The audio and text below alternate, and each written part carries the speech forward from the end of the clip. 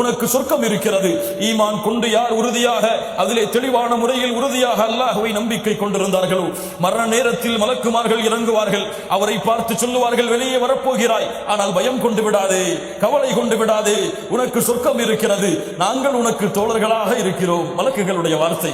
நாங்கள் உங்களுக்கு இந்த உலகத்திலும் தோழர்கள், மறுமையும் தோழர்கள், அல்லாஹ்வுடைய அருள் இருக்கிறது, கிளம்பி வா என்ற அந்த ஆத்மாவை வெளியே எடுத்து வருவார்கள். மலக்குல் மௌத் வெளியே எடுத்து விடுவார். மலாயிகத்து ரஹ்மா அந்த சொர்க்கவாதியுடைய உயிரை சொர்க்கத்துடைய பட்டாடைகளை கொண்டு, யா அல்லாஹ், சொர்க்கத்துடைய நறுமணங்கள் பூசப்பட்ட பட்டால் ஆன அந்த ஆடைகளை கொண்டு, அந்த கஃபனுடைய துணியை கொண்டு எடுத்து செல்வார்கள். கண்ணியமான முறையில் அந்த சொர்க்கவாதி வானத்திற்கு அழைத்து செல்லப்படுவார்.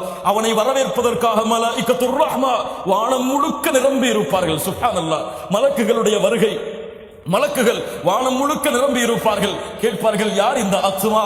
இவ்வளவு நறுமணம் வீசுகிறது, இவ்வளவு நறுமணமா? ஆம், அவர் செய்த வணக்க வழிபாடுகள் நறுமணமாக வெளிப்படும். அவர் அல்லாஹ்வை தொழுத தொழுகைகள் நறுமணமாக வெளிப்படும். அல்லாஹ்விற்கு அவர்கள் செய்த திக்ர் சுஜூதுகள் நறுமணமாக வெளிப்படும். இவ்வளவு நறுமணமா? யாருடைய ஆத்மா? ஃபுலான் இப்னு ஃபுலான். அந்த மலக்கு சொல்லுவார், இன்னார் மகனுடைய மகன், இன்னார் கண்ணியமானவர், சிறந்தவர். உலகத்திலே அவர்கள் கண்ணியவான்கள் அழைத்த பெயரை விட அந்த மலக்குகள் கண்ணியமான பெயரை கொண்டு அழைப்பார்கள் அந்த ஆத்மாவை. ஆம், வானத்துடைய கதவு தட்டப்படும். இந்த ஆத்மா வருகிறதா? ஆம், அதே ஆத்மா தான். அல்லாஹ் அறிவித்திருக்கிறான் யாருடைய ஆத்மா வரப்போகிறது என்று. அந்த சொர்க்கவாதியுடைய ஆத்மா முதல் வானத்தை கடக்கும், இரண்டாவது வானத்தை கடக்கும், மூன்றாவது வானத்தை கடக்கும், நான்காவது வானத்தை கடக்கும், ஐந்தாவது வானத்தை கடக்கும், ஏழாவது வானத்தை அந்த ஆத்மா அடைந்ததற்கு பிறகு அல்லாஹ் சொல்லுவான், போதும் போதும் போதும், இந்த அடியானை நான் பார்த்து விட்டேன், இவனை அழைத்து செல்லுங்கள். உக்சுபு கிதாப அப்தி ஃபீ இல்லியீன். இல்லியீன் என்ற ஏட்டிலே இந்த ஆத்மாவுடைய பெயரை நீங்கள் பதிவு செய்யுங்கள். அவரை இந்த பூமியில் அழைத்து செல்லுங்கள். ஆம், அதிலிருந்து தான் அவரை படைத்தோம், அதில் தான் அவரை செலுத்துவோம், மீண்டும் அதிலிருந்து தான் அவரை உயிர் கொடுத்து எழுப்புவோம் என்று அந்த ஆத்மாவை அல்லாஹ் ரப்புல் ஆலமீன் கட்டளையிட்டு 7 வானத்திற்கு மேலிருந்து கபருக்கு கண்ணியமான முறையில் அந்த ஆத்மா உயிர் வந்த உடல் வந்தடையக்கூடிய இடத்திற்கு வந்து சேரும். ஃபயத்தீஹி மலகான். அந்த ஆத்மாவை உறவினர்கள் கண்ணியமான முறையில் அடக்கம் செய்துவிட்டு அவருக்காக ஆயிரக்கணக்கான மக்கள் அந்த நல்லவருக்காக ஜனாசா தொழுகையிலே பங்கெடுத்து அவரை கண்ணியமான முறையில் குளிப்பாட்டி அவருக்காக அவர் செய்த பாவங்களுக்காக பாவ மன்னிப்பை தேடி கபரிலே வைத்து செல்வார்கள், அடக்கி விடுவார்கள். அவரை அடக்கியவுடன் தனிமையினரை யார் எனக்கு உதவிக்கு இருக்கிறார் என்று அவர் கவலை அடையும் பொழுது 2 மலக்குகள் வருவார்கள். ஃபயகூலானில, அவரிடத்திலே சொல்லுவார்கள், மன் ரப்புக், உன்னுடைய இறைவன் யார்? மன் ரப்புக்? ஃபயகூலு ரப்பி அல்லாஹ். அவர் சொல்லுவார், என்னுடைய ரப்பு, நான் வணங்கிய என்னுடைய இறைவன் அல்லாஹ். ஃபயகூலானி லஹு மா தீனுக், நீ வந்த வழி என்ன, மார்க்கம் என்ன? ஃபயகூலு தீனி அல் இஸ்லாம். அவர் சொல்லுவார், நான் வந்த வழி இஸ்லாம். ஃபயகூலானி லஹு மா ஹாதா الرجل الذي بعث فيكم, இந்த மனிதரை பற்றி என்ன சொல்லுகிறாய்? ஃபயகூலு ஹுவ ரசூலுல்லாஹ் ஸல்லல்லாஹு அலைஹி வஸல்லம். ஃபயகூலானி லஹு வமா இல்முக், என்ன கல்வியை கொண்டிருந்தாய் இதை பற்றி?